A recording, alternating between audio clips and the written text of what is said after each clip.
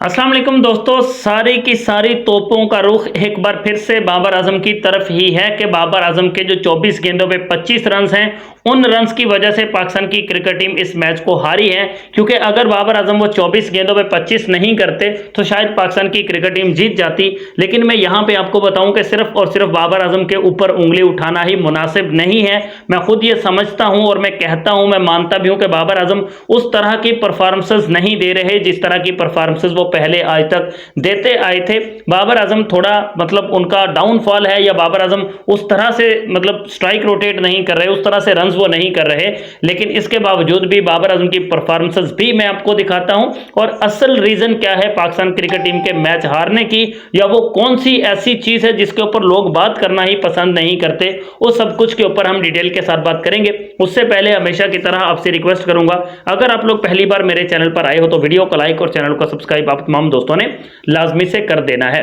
अभी स्क्रीन पे सबसे पहले मैं आपको बाबर आजम की कुछ वो परफॉर्मेंसेस दिखाता हूं कि जो शायद आप लोगों ने उन पे फोकस नहीं किया होगा। और स्क्रीन पे आपके सामने है कि in all fairness Babar has not been at his best for some times now. लेकिन बाबर आजम के कुछ स्कोर जो हैं वो आपके सामने हैं।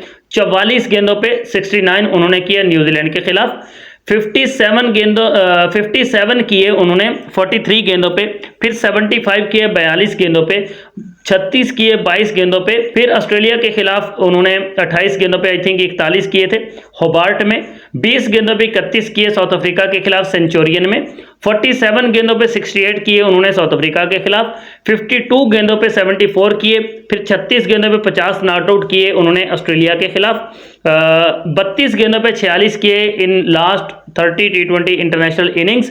एवरेज बाबर आजम की है 33 की, और कोई भी बंदा बाबर आजम आगा जी के बारे में बात करना नहीं चाहता।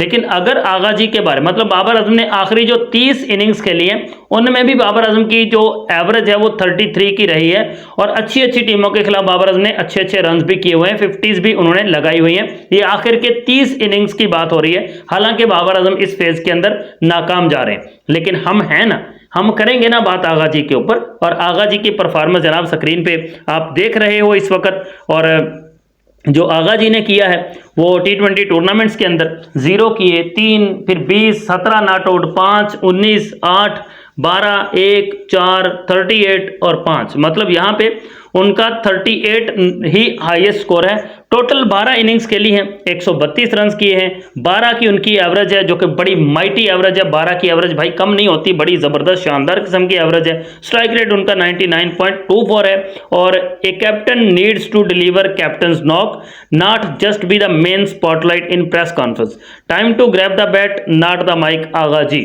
जी को साथ में एडवाइस भी दी गई है कि भाई साहब माइक पे आके बड़ी बड़ी बातें मत बोलो, बल्ले से भी कुछ करके दिखा दो। क्योंकि 12 मैचेस के अंदर सिर्फ और सिर्फ आपने 112 रन किए हैं। आपकी एवरेज, आपकी स्ट्राइक रेट सब कुछ का जवाब देती है। लेकिन इस सब कुछ के बीच में हम अपने एक डायमंड को, अपने हीरे को कैसे भूल सकते हैं भाई? हमारा हीरा है ना साइम अयूब, उसको कैसे भूल सकते हैं जिसकी परफॉर्मेंस ही नहीं आ रही, जिस बंदे ने 57 T20 इंटरनेशनल्स खेल लिए, कोई उसके ऊपर बात नहीं करता है। उसकी परफॉर्मेंस भी जनाब स्क्रीन पे आप देख रहे हो इस वक्त कि साइम अयूब ने आईसीसी टूर्नामेंट्स के अंदर 4 बार वो डक पे आउट हुआ है। बहुत सारी इनिंग्स उसने खेली हैं जिसमें 6, 17, 0, 0, 0, 21, 2, 0, 14, 24, 19, 6, 14, 7 ये इसने किए हैं। एवरेज उनकी 9.2 की है। तो क्यों ना हम यहाँ पे उसके बारे में ये बात करें कि Rizwan was never this mid age opener. इन दोनों की कुल मिला के जो परफॉर्मेंस है साइम अयूब की और सलमान अली आगा की, वो भी स्क्रीन पे आपके सामने। साइम की एवरेज 9 की, स्ट्राइक रेट 110 की, सलमान आगा की एवरेज 12 की, स्ट्राइक रेट 100 की।